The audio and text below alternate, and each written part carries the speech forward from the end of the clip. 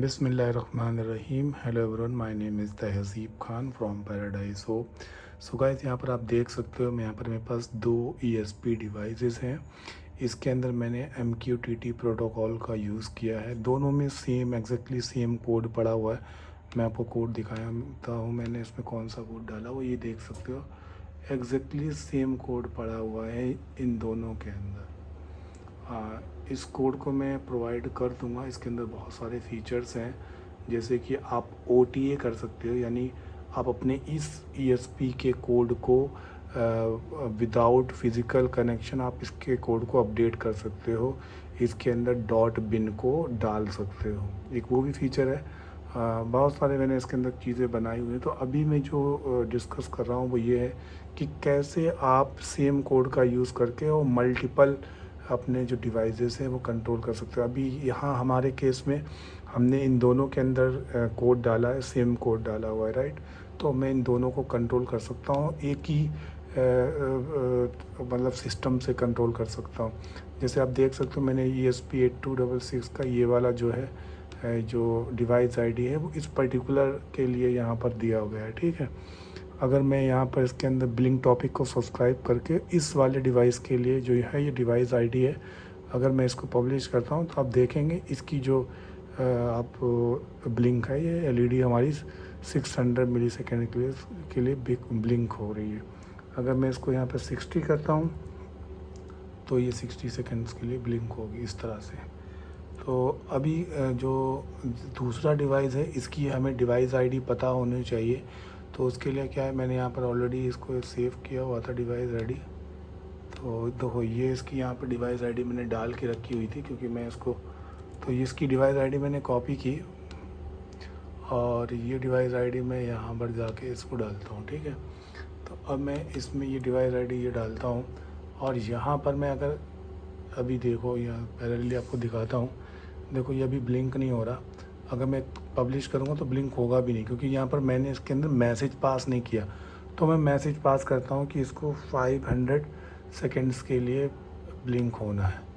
तो आप देखें ये 500 सेकेंड्स के लिए ब्लिंक हो रहा है। अगर मैं इसको 5000 कर दूँगा, इस मतलब 5 सेकेंड के लिए LED ऑफ रहेगी और 5 सेकेंड के लिए LED ऑन रहेगी। तो अभी ये देखो, अभी LED 5 सेकेंड तक ऑन रहेगी, उसके बाद ये ऑफ होगी। तो इसके अंदर एक और मैंने टॉपिक बनाया हुआ है, इसके आप टॉपिक्स भी विजिबल कर सकते हो कि कौन से टॉपिक्स हैं हमारे पास। देखो इसके अंदर टॉपिक है कि आप OTA कर सकते हो, जो कि मैंने आपको बताया। ऑन एयर आप इसके कोड को चेंज कर सकते हो। LED है इसके अंदर, LED के अंदर मैं क्या करता हूँ, LED को ऑन ऑफ करने का टॉपिक है ये।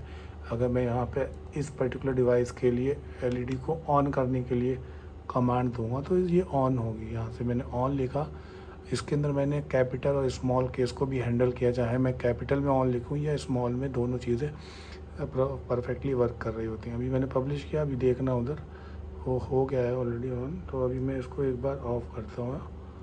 तो अभी मैं इसको यहाँ से ऑफ़ किया तो ये ऑफ़ हो गया, अभी ऑलरेडी ऑफ़ कंडीशन में होगा। तो अभी क्योंकि वो ब्लिंक कर रहा था ना 5 सेकंड, तो पता नहीं लगा कि कब वो 5 सेकंड ले रहा है। तो अब देखो मैं यहाँ से इसको जैसे पब्लिश के बटन पे क्लिक करूँगा वो LED हमारी कंटिन्यूस ऑन रहेगी। अब ये जबकि ये वाली है ये ब्लिंक कर रही है। अगर मैं मुझे इसको चेंज करना है तो इस पर्टिकुलर डिवाइस ID का यूज़ करना पड़ेगा। अब मैं आपको यूज़ केस बताता हूँ। यूज़ केस ये हो सकता है कि आपने कोई एक ऐसा डिवाइस या ऐसा कोई प्रोडक्ट बना लिया है, काइंड ऑफ वेंडिंग मशीन आपने क्रिएट कर लिया, और वेंडिंग मशीन्स आपके पास डिफरेंट लोकेशंस पे लगी हैं। आप चाहते हो कि वो उस पर्टिकुलर मशीन के अंदर का ही प्रोडक्ट वेंड हो, ऐसा तो क्योंकि कोड आप एक ही बार लिखोगे, कोड आपने एक ही बार लिखा और सबके अंदर डाल दिया, राइट। सबके अंदर डाल के और उसको बिल्कुल ओके कर दिया।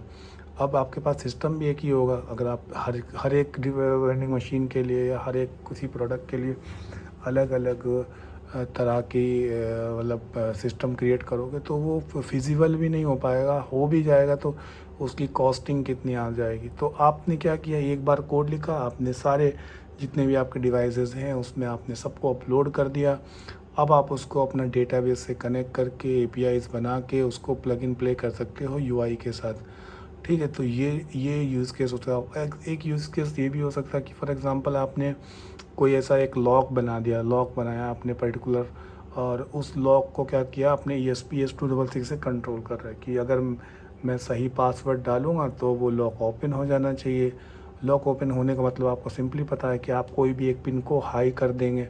उस पिन को हाई करने से क्या है, कोई पर्टिकुलर रिले है वो पर्टिकुलर क्या मतलब उस पिन से रिलेटेड जो भी रिले है वो ऑन हो जाएगा, और उस रिले से रिलेटेड जो भी फिज़िकल लॉक होगा वो हमारा एक्टिव हो जाएगा या इनएक्टिव हो जाएगा। तो ये सिस्टम हमारा इस तरह का एक लॉक बना सकते हैं। अब क्योंकि अगर हमने एक लॉक बनाया है, एक प्रोडक्ट मार्केट में उतारा है, तो वो ऐसा नहीं होना चाहिए कि हर एक प्रोडक्ट को देने से पहले उसके ऊपर डेवलपमेंट करना पड़ रहा है, उसका फ्रंट एंड बनाया, फिर उसका एक बैक एंड बनाया, या फिर क्योंकि मैंने क्या है अपने इस मतलब चैनल पे फायरबेस से रिलेटेड एक वेंडिंग मशीन बनाई थी, जिसमें मैं पेमेंट करता था, वो फायरबेस पर जाता था, वहाँ पर वैल्यू को पढ़ता था, फिर वापस आता था, उसके बाद वो करता था। अगर मेरे पास, मैं उस केस में सिर्फ एक डिवाइस को ही ऑपरेट कर पाता था। अब आप देख सकते हो यहाँ पे मैं मल्टीपल डिवाइसेस को ऑपरेट करता हूँ। यहाँ पर इवनली मेरे पास थाउजेंड्स ऑफ ऐसे डिवाइसेस हों या फिर ऐसे प्रोडक्ट हों जिसको हमने बिल्ड किया हो, तब हम इनको आसानी से उनकी आईडी के बिहाफ पे कंट्रोल कर सकते हैं। अब हम चाहें तो ये जो आईडी है इसको हम एपीआई के थ्रू भी इस टॉपिक को हिट करा सकते हैं कि हमने पर्टिकुलर एपीआई, पहले हमने पेमेंट रिसीव किया पर्टिकुलर कंडीशंस में। फॉर एग्ज़ाम्पल अभी मैं एक और एग्ज़ाम्पल लेता हूँ। फॉर एग्ज़ाम्पल आप किसी ऐसी जगह पर हो जहाँ पर लाइट बहुत एक्सपेंसिव है। लाइट एक्सपेंसिव होने का मतलब कि वहाँ पे लाइट का खर्चा इतना है कि कोई भी चीज़ फ्री में नहीं है। तो आप कहीं पर बैठे हो, आपको लैपटॉप चार्ज करना है और उसके लिए आपको पेमेंट करनी पड़ेगी। तो कंपनी चाहती है या जो रेस्टोरेंट है वो चाहता है कि जो भी उसकी इस लाइट की सर्विस यूज़ करे वो उसको कुछ पे करे, वो पे मैनुअली ना करे, ऑटोमेटिक पे करे। जितनी देर भी उसको मतलब लाइट कंज्यूम करनी उतना वो पे करे, उतनी देर अपने लाइट का यूज़ कर ले चार्जिंग के लिए। अब ऐसा तो होगा नहीं कि हम पर्टिकुलर हर एक रेस्टोरेंट में जाके उनका एक सिस्टम क्रिएट करेंगे कि लो आप हमारा इस तरह से ये इसका डेटाबेस है, ये इसका मेटाबेस हमने बनाया है, या फिर इसका हमने सर्वर ये बनाया है। तो उस तरीके से बनाने में हमारी कॉस्टिंग प्रोडक्ट की बहुत ज़्यादा चली जाएगी कि एक पर्टिकुलर डिवाइस के लिए ही हमने एक सिस्टम अलग क्रिएट किया, तो वो फिर वो फिजिबिलिटी नहीं आ पाएगी क्योंकि प्रोडक्ट की कॉस्ट बहुत बढ़ जाएगी, जहाँ तक मुझे लगता है। ठीक है, अब हम क्या कर सकते हैं, अगर मैं गलत हूँ तो आप बता भी सकते हैं। अब क्या कर सकते हैं कि हमने एक कॉमन सिस्टम बना दिया है, आप पर्टिकुलर डिवाइस आईडी दीजिए।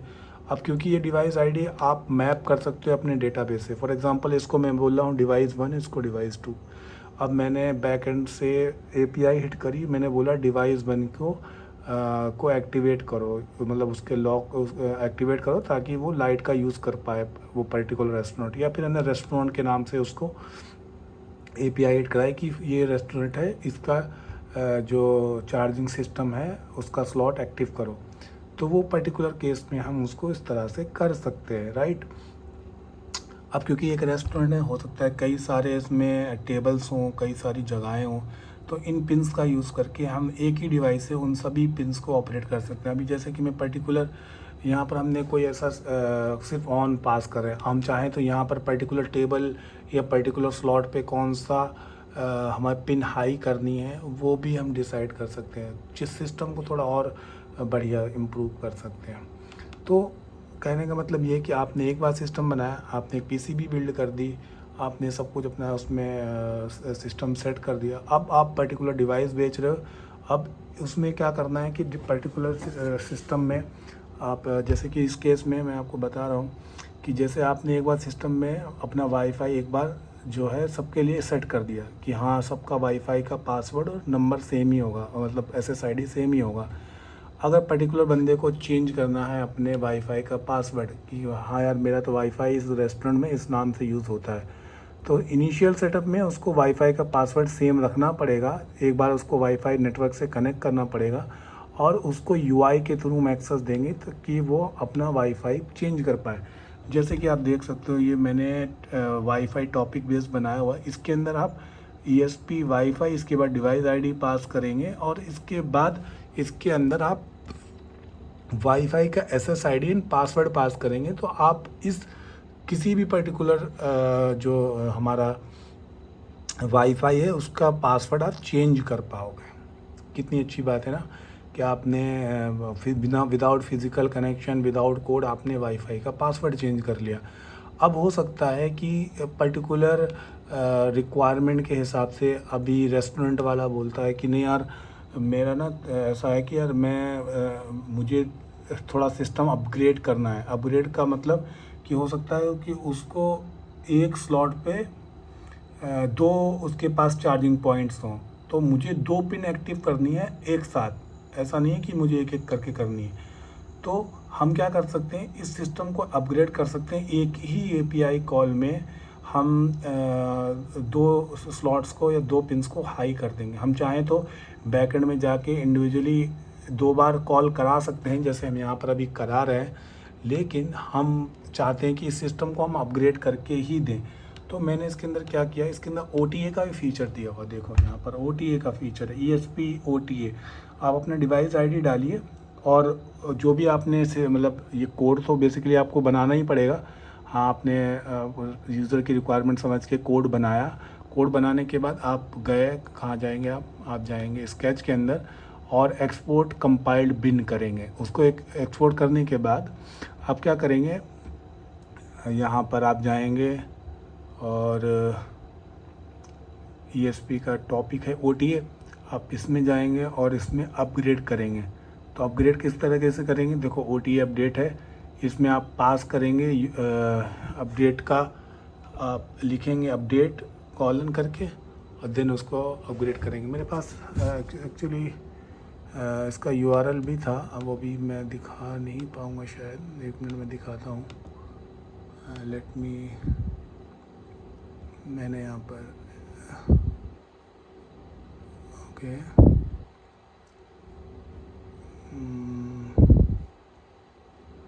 ओके देखो ये तो है वाईफाई पासवर्ड का। पेलोड में आप अपना वाईफाई का नाम पास करें, सेमी कॉलन लगाएं, उसके बाद पासवर्ड पास करें। तो इसमें OTA के लिए आपको पास करना पड़ेगा। देखो OTA के लिए हमें आपको बता देता हूँ, मैंने OTA भी किया हुआ है। OTA के अंदर हम सिंपली मैंने एक URL बनाया हुआ है, मैं अभी आपको फाइल में भी दिखा दूँगा। मैं सर्च कर लेता हूँ OTA।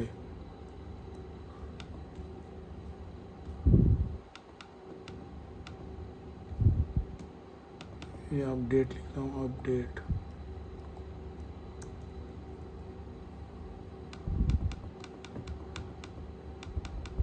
मैं बेसिकली आपको दिखाना चाह रहा हूँ कि आप उसको किस तरीके का URL आप पास करोगे उसमें।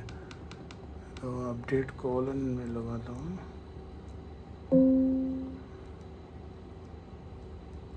हाँ, तो आप क्या करोगे, देखो इस तरीके से पास करोगे। अपने मैसेज के अंदर अपडेट लिखोगे, कॉलन लगाओगे, http:// क्योंकि ये आपने सारा ये अपडेट क्यों लगाया आपने, क्योंकि आपने अपने ESP के कोड में बताया कि आपको पहला जो वर्ड है वो अपडेट दिखेगा, तब आप उसको अपडेट करोगे। इसके बाद अपने फ्रेमवेयर का जो भी जहाँ पे भी आपने अपना फ्रेमवेयर रखा हुआ है उसका URL दोगे। तो जैसे मैं आपको दिखाता हूँ, मैंने यहाँ पर इसको देखो, यहाँ पर .bin नाम की एक फ़ाइल बनाई हुई है। देखो अपडेट बिन है, इसके अंदर मैंने बिन नाम की फाइल, इसको मैंने होस्ट किया हुआ है। मैं उसका आपको URL भी दिखाता हूँ। मैंने यहाँ पर एक ESP _ OTA नाम से कुछ बनाया था आई गेस। यार यहाँ पर नहीं है शायद, 1 मिनट में चेक करता हूँ, दूसरे में तो नहीं है। ओके, ESP _ ओके, वो भी मिल नहीं रहा URL। उस पर मैंने उसको होस्ट किया हुआ है, जिससे कि क्या मैं उस पर्टिकुलर चीज़ को अपडेट कर पाता हूँ। तो ये तो हो गई सारी बातें, अपडेट कैसे करना है, वाईफाई का पासवर्ड चेंज करना है, और इसमें हम कोई भी जो अपना पर्टिकुलर लॉजिक है, बिजनेस लॉजिक, वो इम्प्लीमेंट करके यूज़ करते हैं। हो सकता है अब आप लॉक बना रहे हो, स्मार्ट लॉक, हो सकता है आप एक वेंडिंग मशीन बना रहे हो सकता है आप एक स्मार्ट लॉकर बना रहे हो सकता है आप एक particular kind of service provide कर रहे हैं पर्टिकुलर टाइम तक, जब तक आपने उसका पेमेंट किया उस टाइम पीरियड तक। तो ये सारी चीज़ें इम्प्लीमेंट कर सकते हैं। अच्छा, अब यहाँ पर क्या है कि मैंने इसका बैकएंड भी बनाया। देखो बैकएंड बनाया हुआ है। देखो ये जो सर्वर नाम की फ़ाइल है ये हमारा ब्रोकर है। जैसे कि हमारा जो यहाँ पर आपको एक यूआरएल दिख रहा है, एक मिनट मैं आपको दिखाता हूँ। ये जैसे MQ हाइव का यूआरएल दिख रहा है, राइट। यही यूआरएल आप जब इस सर्वर को रन करोगे, इस पर्टिकुलर फाइल की बात कर रहा हूँ, यही ये आपको एक पर्टिकुलर वो देगा। देखो ये यहाँ पर ये यहाँ पर देखो रन हो रहा है ना, क्लाइंट कनेक्टेड हो। ये अगर मैं इसको MQTT का ये उठाकर उसके अंदर डाल देता हूँ तो उसके लिए मुझे यहाँ से इसको कॉपी करना पड़ेगा। ये भी आई गेस रन ही हो रहा है, ये भी बंद हो गया। तो आप इसका जो पर्टिकुलर यूआरएल है उठाकर आप डाल दोगे यहाँ पर इसके कोड के अंदर। यहाँ आप अपना सर्वर का कोड यूआरएल डाल दोगे। पोर्ट ऑलरेडी सेट है, अगर आपका पोर्ट चेंज है तो पोर्ट भी डाल सकते हो। इसके बाद आप सिंपली MQTT एक्सप्लोरर पे आओगे और यहाँ पर आके आप अपने जो भी आपने यूआरएल बनाया है, लोकल का है तो लोकल का, और उसको करने के बाद एडवांस में जाके उस टॉपिक को आप सेलेक्ट कर लेंगे। जैसे आप देख सकते हो यहाँ पर मैंने टॉपिक सेलेक्ट किए हुए। टॉपिक को सेलेक्ट करने के बाद कनेक्ट करोगे तो कनेक्ट हो जाएगा और उसके बाद हम चीज़ें कर पाएंगे। मैं इसके ऊपर भी वीडियोस बनाऊंगा। तो अभी मैं जस्ट ऐसे एक फॉर्मल कैजुअल वीडियो बना रहा हूँ ताकि ये जो मैंने बनाया है वो मैं खुद भी ना भूल जाऊँ कि मैंने क्या काम किया हुआ था। तो एक ये हो गया, और इसके अंदर हमने एक पब्लिशर नाम की भी बनाई हुई है। ये पब्लिशर क्या करता है, इस पर्टिकुलर लाइक इसमें हमने APIs बनाई हुई है, एंड पॉइंट्स बनाए हुए हैं ना। तो इसमें ये देखो जैसे यहाँ पर ये वेब सॉकेट से भी चलता है हमारा जो कनेक्शन है, MQTT हो या वेब सॉकेट हो, क्योंकि हेरुको पे मैं इसको डिप्लॉय करूँगा तो वहाँ पे WS यानी वेब सॉकेट यूज़ होता है। MQTT सर प्रोटोकॉल नहीं होता। तो अगर मैं इसकी पर्टिकुलर, देखो मैंने एक API भी बनाई थी पोस्टमैन, देखो मेरा खुला हुआ है। देखो मैंने इस पोस्टमैन के अंदर आप देख रहे हो LED, तो यहाँ पर मैंने इसके अंदर स्टेटस पास किया था और ये ऑफ भेजा था तो इसने बोला LED ऑफ हो गई। तो इस चीज़ तरह की देखो मैंने कितने बार ये सारे ऑपरेशंस करे हुए इसके अंदर। देखो LED ऑन का भेजा था, इस तरह से भेजा था तो यहाँ से कोई रिप्लाई नहीं आया। जो मैंने इस तरह से भेजा तो देखो ये अभी भी गलत भेजा हुआ है मैंने इसमें। तो यहाँ से भेजा था तो यहाँ से रिप्लाई आया था लेकिन मुझे प्रीव्यू क्यों नहीं हो रहा। ओके, सब तो शायद तब मैंने उसमें मतलब जो रिक्वेस्ट है एक्नॉलेज होने के बाद उसको रिस्पांस आना चाहिए, तो वो नहीं आता था। तो ये सारी चीज़ें हैं। तो thank you so much. Please अगर वीडियो आपको अच्छी लगी हो तो प्लीज़ लाइक कर दीजिए। मुझसे मेरे साथ कोलैबोरेशन करना है, कुछ समझना है या कुछ भी कोई डाउट है और मेरे साथ कुछ काम करना चाहते हैं तो प्लीज़ मुझे कांटेक्ट कर सकते हैं। और ठीक है, खुदा हाफिज़। देखो मैं यहाँ पे इसको हेरिको पे पोस्ट डिप्लॉय करने का भी ट्राई कर रहा था लेकिन हेरिको पे भी मेरी ID I don't know forget नहीं हो पा रही है, मतलब फॉरगेट पासवर्ड किया है मैंने लेकिन ID नहीं बन पा रही उसकी। ऑलरेडी बनी हुई थी लेकिन उसका पासवर्ड भूल गया मैं। तो thank you so much. Please video को लाइक करिए, चैनल को सब्सक्राइब करिए और देखिए कितना रात का टाइम हो गया। तो please thank you so much. फिर मिलते हैं। अल्लाह हाफिज़।